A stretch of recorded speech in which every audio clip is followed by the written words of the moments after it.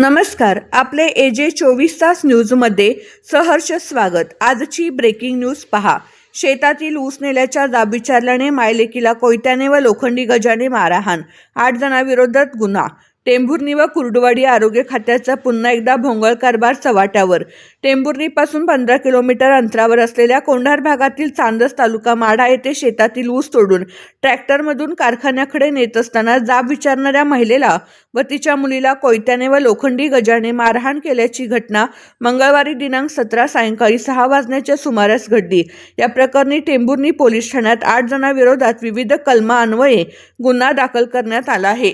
Tembhurni police ठाण्याकडून मिळालेल्या माहितीनुसार फिर्यादी सुनीता नितीन पाटील वय 35 व्यवसाय घरकाम शेती राहणार चांदस तालुका माढा जिल्हा सोलापूर या दिनांक 17 फेब्रुवारी रोजी सायंकाळी 6 वाजण्याच्या सुमारास त्यांच्या शेतजमिनीतील ऊसतोड टोळीमार्फत तोडून ट्रॅक्टरमध्ये भरून कारखान्याकडे नेत असल्याचे त्यांच्या निदर्शनास आले।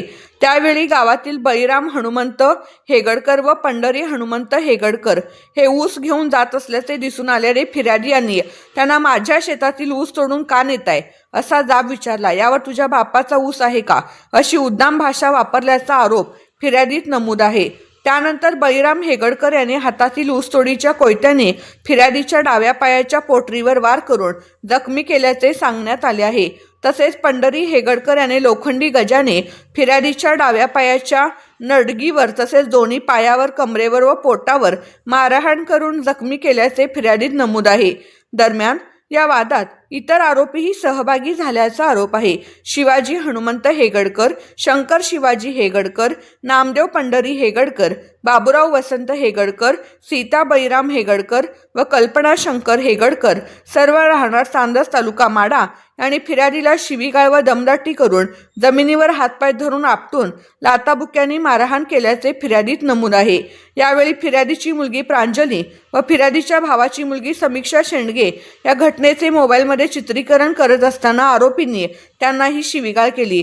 तसेच शंकर हेगडकर व बळीराम हेगडकर यांनी त्यांच्या जवळील मोबाईल हिसकावून जमिनीवर आदळून फोडून नुकसान केल्याचे फिर्यादीत म्हटले आहे।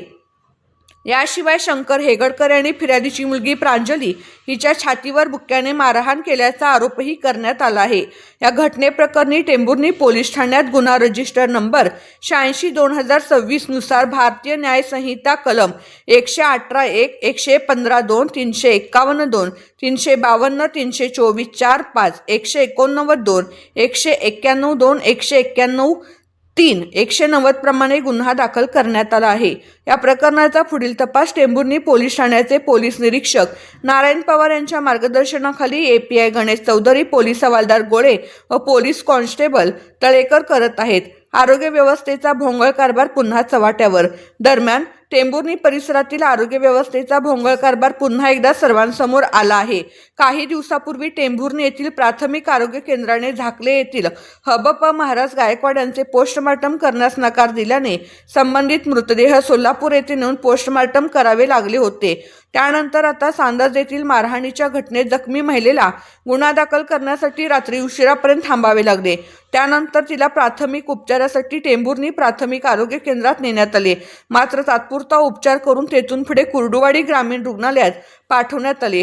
कुर्डुवाडी येथून पुढे सोलापूर सिव्हिल हॉस्पिटल येथे उपचारासाठी जाण्यास सांगितले।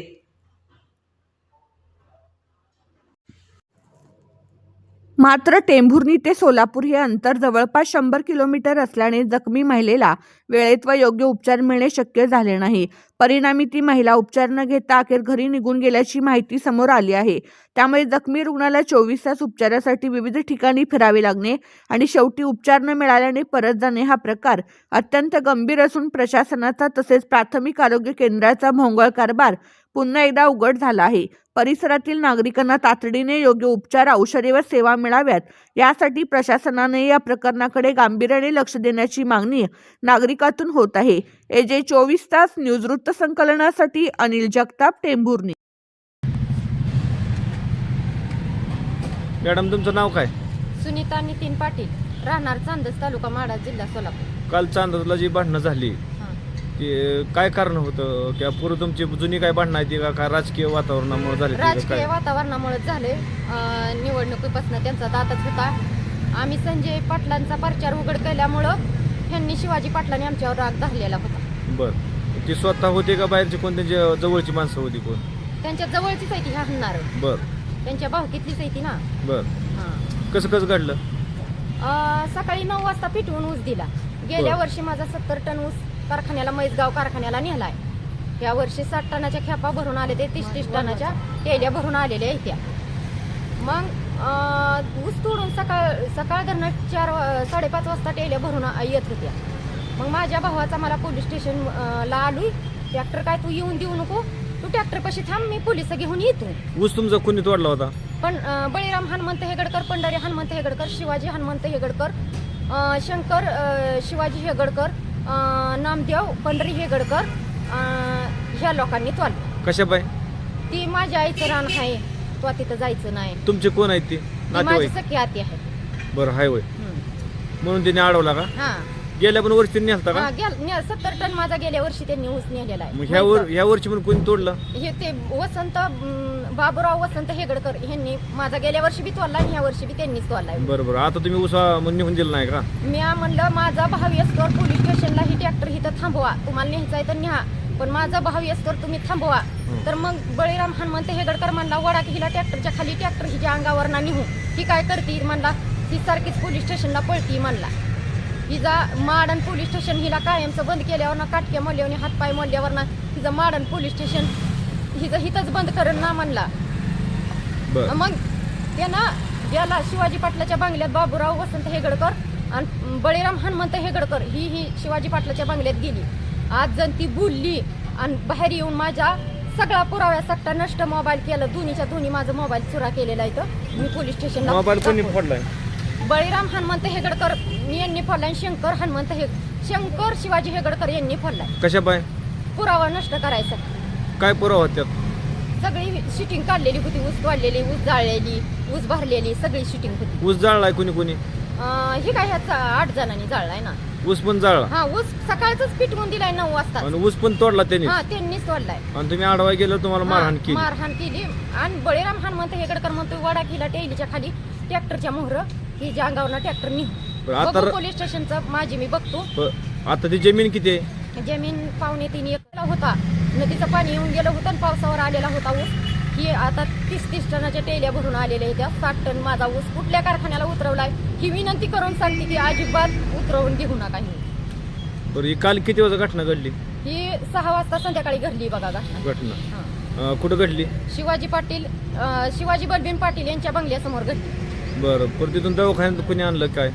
तिथून माझा भाऊ तिथं ॲम्ब्युलन्स घेऊन आला. माझ्या भावाला तिथं मला हाणमार ह्या बळीराम हनुमंत हेगडकर, पंढरी हनुमंत हेगडकर, शिवाजी हनुमंत हेगडकर, शंकर शिवाजी हेगडकर, नामदेव पंढरी हेगडकर या लोकांनी मला हाणलं. सीता बळीराम हेगडकर आणि ताई दत्तू खसगे ह्या 8 जणांनी मला हाणलं आणि म्हणली तू आता पोलीस स्टेशनला कशी जाते ती बघू की तुला आता हितनं मोहर मारा असल्यावर ना.